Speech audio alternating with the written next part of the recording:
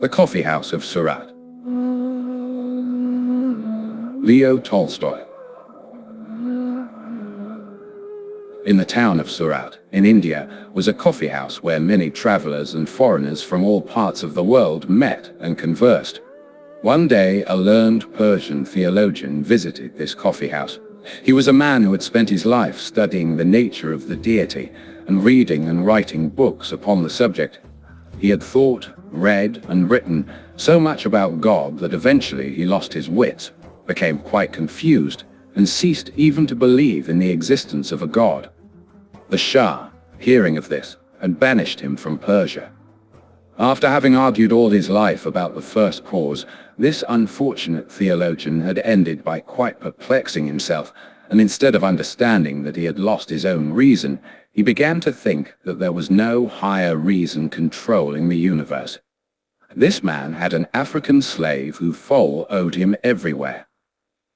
When the theologian entered the coffee house, the slave remained outside, near the door, sitting on a stone in the glare of the sun and driving away the flies that buzzed around him. The Persian, having settled down on a divan in the coffee house, ordered himself a cup of opium. When he had drunk it, and the opium had begun to quicken the workings of his brain, he addressed his slave through the open door. "Tell me, wretched slave," said he, "do you think there is a God or not?" "Of course there is," said the slave, and immediately drew from under his girdle a small idol of wood. "There," said he, "that is the God who has guarded me from the day of my birth.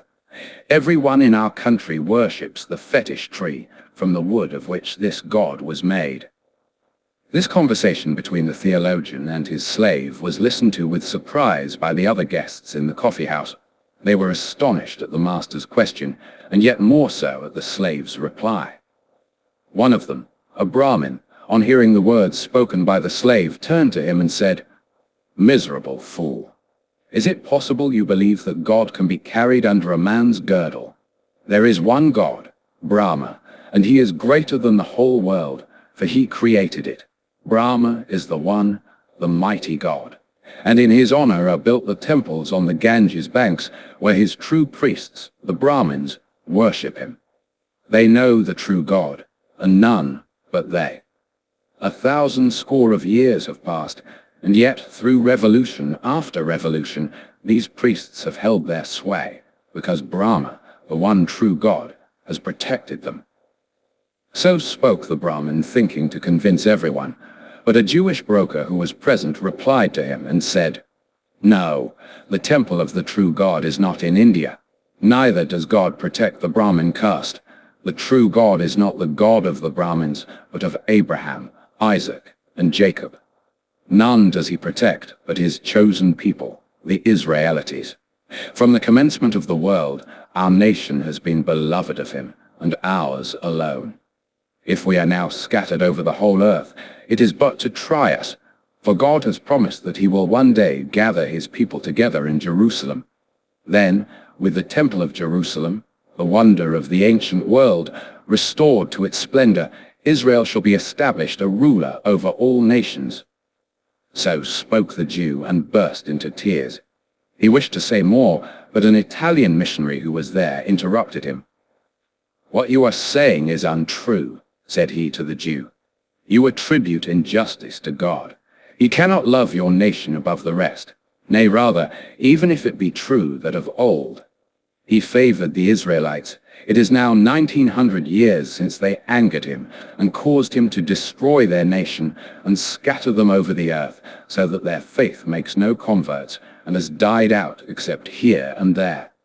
God shows preference to no nation, but calls all who wish to be saved to the bosom of the Catholic Church of Rome, the one outside whose borders no salvation can be found." So spoke the Italian. But a Protestant minister, who happened to be present, growing pale, turned to the Catholic missionary and exclaimed, "How can you say that salvation belongs to your religion?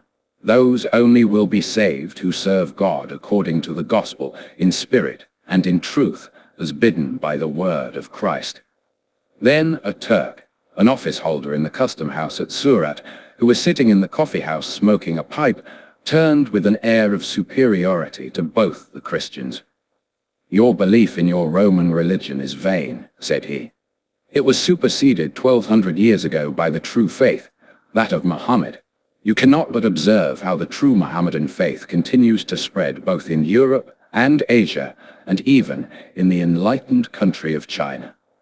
You say yourselves that God has rejected the Jews, and as a proof, you quote the fact that the Jews are humiliated and their faith does not spread. Confess then the truth of Mohammedanism, for it is triumphant and spreads far and wide. None will be saved but the followers of Muhammad, God's latest prophet, and of them only the followers of Omar, and not of Ali, for the latter are false to the faith." To this, the Persian theologian, who was of the sect of Ali, wished to reply, but by this time a great dispute had arisen among all the strangers of different faiths and creeds present. There were Abyssinian Christians, Lamas from Tibet, Ismailites, and fire worshippers. They all argued about the nature of God and how he should be worshipped. Each of them asserted that in his country alone was the true God known and rightly worshipped. Everyone argued and shouted except a Chinaman, a student of Confucius, who sat quietly in one corner of the coffee house, not joining in the dispute. He sat there drinking tea and listening to what the others said, but did not speak himself. The Turk noticed him sitting there and appealed to him, saying, "You can confirm what I say, my good Chinaman. You hold your peace, but if you spoke, I know you would uphold my opinion. Traders from your country who come to me for assistance tell me that though many religions have been introduced into China, you Chinese consider Mohammedanism the best of all and adopt it willingly. Confirm then my words and tell us your opinion of the true God and of his prophet." "Yes, yes," said the rest, turning to the Chinaman. "Let us hear what you think on the subject." The Chinaman, the student of Confucius, closed his eyes and thought a while. Then he opened them again, and drawing his hands out of the wide sleeves of his garment and folding them on his breast, he spoke as follows in a calm and quiet voice. "Sirs, it seems to me that it is chiefly pride that prevents men agreeing with one another on matters of faith. If you care to listen to me, I will tell you a story which will explain this by an example. I came here from China on an English steamer which had been round the world. We stopped for fresh water and landed on the east coast of the island of Sumatra. It was midday, and some of us, having landed, sat in the shade of some coconut palms by the seashore, not far from a native village. We were a party of men of different nationalities. As we sat there, a blind man approached us. We learnt afterwards that he had gone blind from gazing too long and too persistently at the sun, trying to find out what it is in order to seize its light. He strove a long time to accomplish this, constantly looking at the sun, but the only result was that his eyes were injured by its brightness, and he became blind. Then he said to himself, 'The light of the sun is not a liquid, for if it were a liquid, it would be possible to pour it from one vessel into another, and it would be moved like water by the wind. Neither is it fire, for if it were fire, water would extinguish it. Neither is light a spirit, for it is seen by the eye. Nor is it matter, for it cannot be moved. Therefore, as the light of the sun is neither liquid, nor fire, nor spirit, nor matter, it is nothing.' So he argued, and as a result of always looking at the sun and always thinking about it, he lost both his sight and his reason. And when he went quite blind, he became fully convinced that the sun did not exist. With this blind man came a slave, who after placing his master in the shade of a coconut tree, picked up a coconut from the ground and began making it into a nightlight. He twisted a wick from the fiber of the coconut, squeezed oil from the nut into the shell, and soaked the wick in it. As the slave sat doing this, the blind man sighed and said to him, 'Well, slave, was I not right when I told you there is no sun? Do you not see how dark it is? Yet people say there is a sun. But if so, what is it?' 'I do not know what the sun is,' said the slave. 'That is no business of mine. But I know what light is. Here I have made a nightlight by the help of which I can serve you and find anything I want in the hut." And the slave picked up the coconut shell, saying, "This is my son." A lame man with crutches who was sitting nearby heard these words and laughed. "You have evidently been blind all your life," said he to the blind man, "not to know what the sun is. I will tell you what it is. The sun is a ball of fire which rises every morning out of the sea and goes down again among the mountains of our island each evening. We have all seen this, and if you had had your eyesight, you too would have seen it." A fisherman who had been listening to the conversation said, "It is plain enough that you have never been beyond your own island. If you were not lame, and if you had been out as I have in a fishing boat, you would know that the sun does not set among the mountains of our island, but as it rises from the ocean every morning, so it sets again in the sea every night. What I am telling you is true, for I see it every day with my own eyes." Then an Indian, who was of our party, interrupted him by saying, "I am astonished that a reasonable man should talk such nonsense. How can a ball of fire possibly descend into the water and not be extinguished? The sun is not a ball of fire at all. It is the deity named Deva, who rides forever in a chariot round the golden mountain, Meru. Sometimes the evil serpents Ragu and Ketu attack Deva and swallow him, and then the earth is dark. But our priests pray that the deity may be released, and then he is set free. Only such ignorant men as you, who have never been beyond their own island, can imagine that the sun shines for their country alone." Then the master of an Egyptian vessel, who was present, spoke in his turn. "No," said he, "you also are wrong. The sun is not a deity, and does not move only round India and its golden mountain.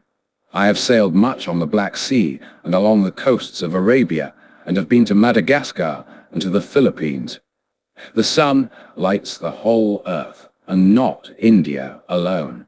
It does not circle round one mountain, but rises far in the east beyond the Isles of Japan, and sets far, far away in the west beyond the islands of England. That is why the Japanese call their country Nippon. That is the birth of the sun. I know this well, for I have myself seen much, and heard more from my grandfather, who sailed to the very ends of the sea." He would have gone on, but an English sailor from our ship interrupted him. "There is no country," he said, "where people know so much about the sun's movements as in England. The sun, as everyone in England knows, rises nowhere and sets nowhere. It is always moving round the earth. We can be sure of this, for we have just been round the world ourselves, and nowhere knocked up against the sun. Wherever we went, the sun showed itself in the morning and hid itself at night, just as it does here." And the Englishman took a stick, and drawing circles on the sand, tried to explain how the sun moves in the heavens and goes round the world. But he was unable to explain it clearly, and pointing to the ship's pilot said, "This man knows more about it than I do. He can explain it properly." The pilot, who was an intelligent man, had listened in silence to the talk till he was asked to speak. Now everyone turned to him, and he said, "You are all misleading one another, and are yourselves deceived. The sun does not go round the earth, but the earth goes round the sun, revolving as it goes, and in the course of each 24 hours turning towards the sun, not only Japan and the Philippines and Sumatra, where we now are, but Africa and Europe and America and many lands besides. The sun does not shine for some one mountain, or for some one island, or for some one sea, nor even for one earth alone, but for other planets as well as our earth. If you would only look up at the heavens instead of at the ground beneath your own feet, you might all understand this, and would then no longer suppose that the sun shines for you or for your country alone."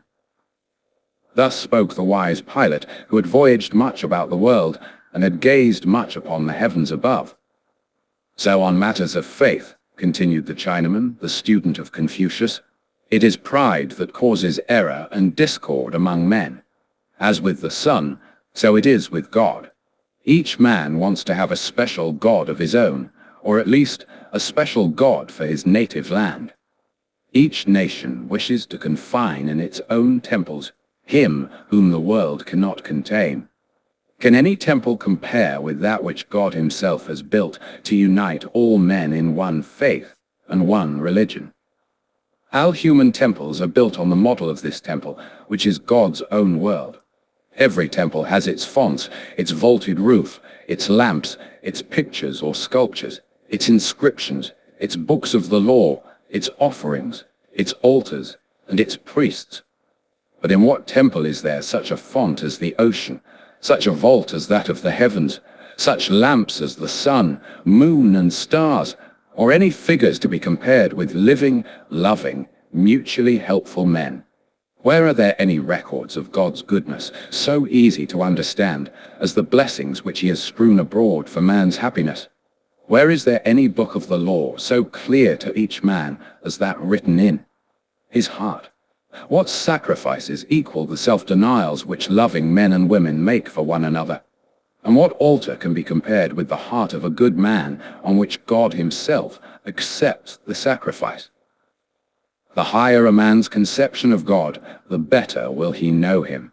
And the better he knows God, the nearer will he draw to him, imitating his goodness, his mercy, and his love of man. Therefore, let him who sees the sun's whole light filling the world refrain from blaming or despising the superstitious man who in his own idol sees one ray of that same light. Let him not despise even the unbeliever who is blind and cannot see the sun at all. So spoke the Chinaman, the student of Confucius, and all who were present in the coffee house were silent, and they disputed no more as to whose faith was the best.